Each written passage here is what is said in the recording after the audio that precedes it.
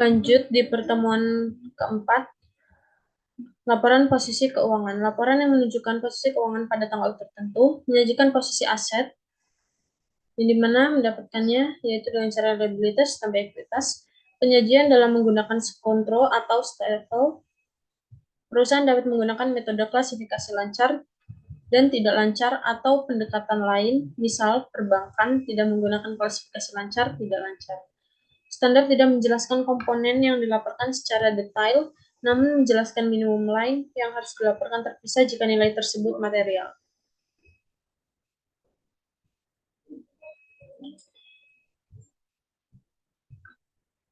Laporan posisi keuangan, informasi minimal yang disajikan dalam laporan keuangan dapat ditambahkan jika penambahan tersebut relevan. Penyajian dalam line sendiri atau dalam notes tergantung dari materialitas informasi tersebut. Pembedaan aset lancar dan tidak lancar, serta liabilitas jangka pendek dan jangka panjang.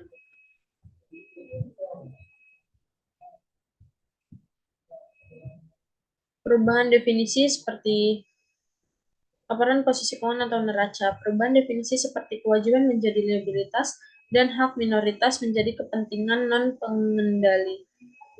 Penyajian kepentingan non-pengendali sebagai bagian ekuitas dan bagian laba bukan sebagai pengurang laba. Urutan penyajian laporan keuangan dalam ilustrasi menurut PSAK 1 berbeda dengan IAS 1. Minimum line item penyajian neraca untuk nilai material disajikan secara terpisah, namun jika tidak material disajikan dalam kelompok namun tetap ada penjelasan terpisah.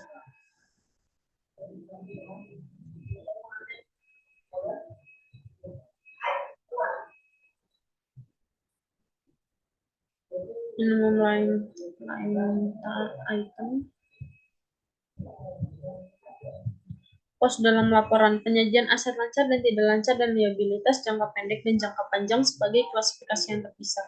Kecuali penyajian berdasarkan likuiditas memberikan informasi yang lebih relevan dan dapat diandalkan, maka digunakan urutan likuiditas. Urusan keuangan berdasarkan likuiditas. Pemisahan jumlah yang diharapkan dapat dipulihkan atau diselesaikan setelah lebih dari 12 bulan untuk setiap pos aset dan liabilitas, jika nilainya digabung.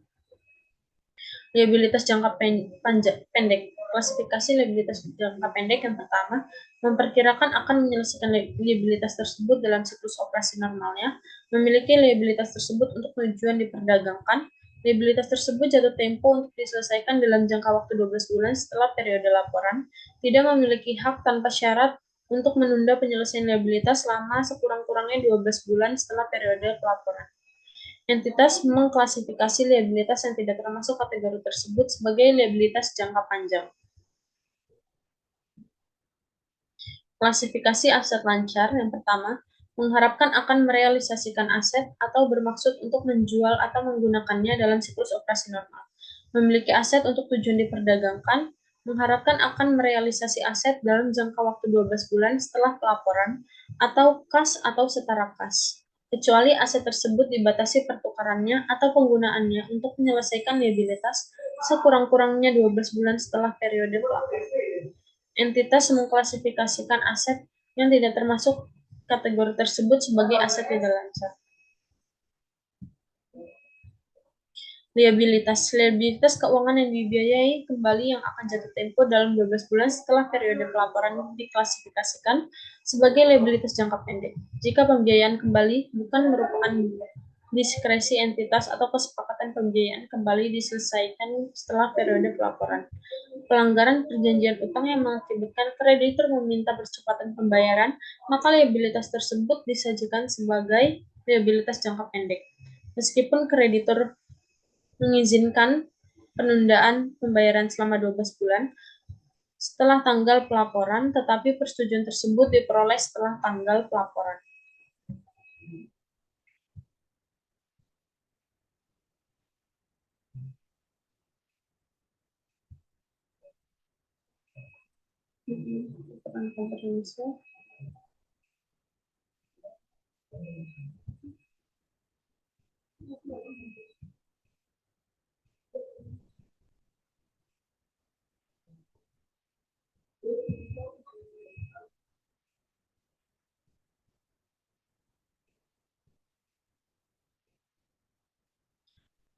Penyajian laporan keuangan dengan dua pendekatan, yaitu laporan laba rugi terpisah dari laporan laba rugi dan penghasilan komprehensif lain, sehingga terdapat dua laporan laba rugi dan penghasilan komprehensif lain dalam satu laporan. Penyajian laba rugi untuk periode berjalan diatribusikan kepada kepentingan pengendali dan non-pengendali. Penyajian total laba rugi komprehensif untuk periode berjalan diatribusikan kepada kepentingan pengendali dan non-pengendali.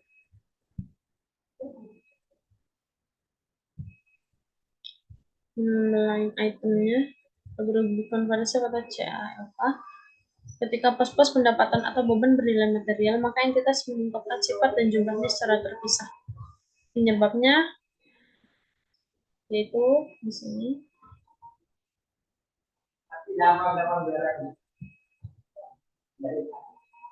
Penghasilan konferensi lain berisi pos-pos penghasilan dan beban, termasuk penyesuaian reklasifikasi yang tidak diakui dalam laba rugi sebagaimana disyaratkan atau diizinkan oleh SAK. Komponen penghasilan komprehensifnya yaitu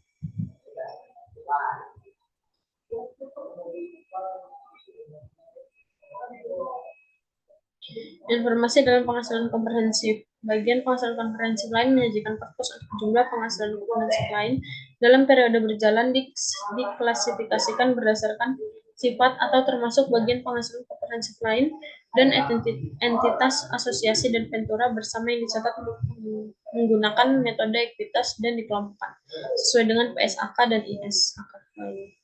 Tidak akan diklasifikasikan lebih lanjut ke laba rugi, akan diklasifikasikan lebih lanjut ke laba rugi ketika kondisi tertentu terpenuhi.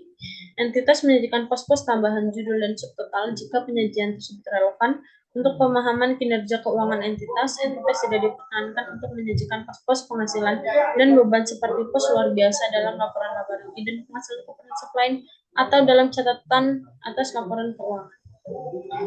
Sekian pertemuan materi di pertemuan keempat.